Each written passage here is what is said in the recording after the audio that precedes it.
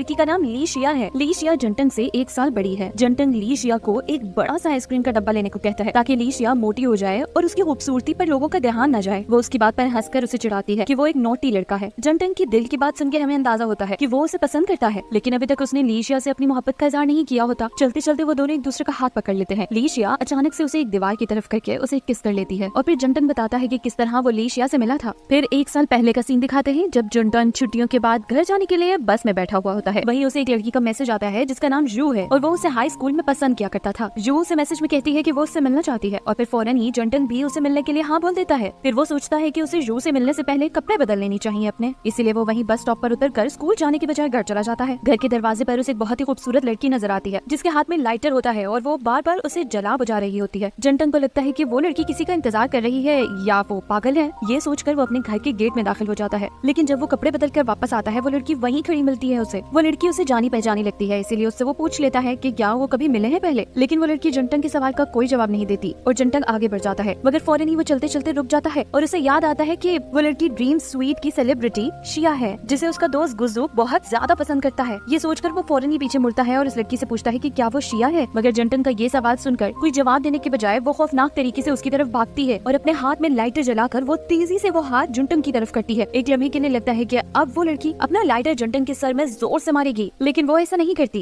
जंटंग उसकी ये हरकत से घबरा जाता है और एक कदम पीछे हट जाता है, लेकिन शिया उस पर हंसने लगती है और कहती है कि तुम कितने स्लो हो। जंटंग उसकी हरकत पर गुस्सा हो जाता है और उसे कहता है कि वो पुलिस बुलाकर उसे अंदर करवा देगा उसकी इस हरकत पर, मगर उल्टा शिया उसको धमकी देती है कि वो जंटंग को उसका पीछा करने पर पुलिस से पकड़वा सकती है। जंटंग फौरन उससे माफी मांगता है और वो कहता है कि वो उसका पीछा नहीं कर रहा था। वो शिया को कन्विंस करने के लिए उसके एक गाने पर डांस भी करके दिखाता है और फिर फौरन ही जू से मिलने के लिए वहाँ से भाग पड़ता है। जंटंग जू से मिलने के लिए एक रेस्टोरेंट तक पहुँचता है, मगर वो रेस्टोरेंट से बाहर ही जू को खड़ा देख लेता है जो सर्दी की वजह से उछल रही होती है। उसके बाद वो दोनों ही अंदर चले जाते हैं और बातें करने लगते हैं। कुछ देर बाद वो उससे पूछता है कि क्या उसका कोई बॉयफ्रेंड है। जंटंग का ये सवाल सुनकर जू थोड़ा सा अनकंफर्टेबल फील करती है, मगर जंटंग जू की परेशानी देखकर बात पलट देता है और उससे कहता है कि उसे उसके घर भी आना चाहिए। डिनर के बाद रेस्टोरेंट से बाहर आकर जंटंग जू को अपना स्कार्फ पहना देता है, जिस पर जू उसको थैंक यू करती है और जंटंग उससे कहते हैं कि अगर उसे उसका स्कार्फ वापस करना है तो कल वो दोबारा मिल सकते हैं, मगर जू मुस्कुराकर वहाँ से चली जाती है और कोई जवाब नहीं देती। जंटंग उसके बाद अपने घर वापस आ जाता है, मगर यहाँ गेट पर वो हैरान रह जाता है ये देखकर कि शिया अभी तक इतनी टर्न में वहीं की वहीं खड़ी है। शिया जंटंग को धमकी देती है कि वो उसके बारे में किसी को भी नहीं बताएगा और अगर उसने ऐसा किया तो वो उसे बहुत पीटेगी। शिया उसके बाद दरवाजे से अंदर दाखिल हो जाती है। जंटंग भी जैसे ही उसके पीछे अंदर जाता है तो वो देखता है कि शिया बेहोश पड़ी हुई है। जंटंग ये देखकर परेशान हो जाता है और वो फौरन एम्बुलेंस को बुलाता है। फिर हमें दिखाते हैं कि अगली सुबह दरवाजे पर हुई घंटियों की वजह से जंटंग उठ जाता है और जब वो देखता है तो वहाँ शिया खड़ी होती है, हाथ में खाने पीने की चीजें थामे। वो उससे कहती है कि वो उसके साथ नाश्ता करना चाहती है,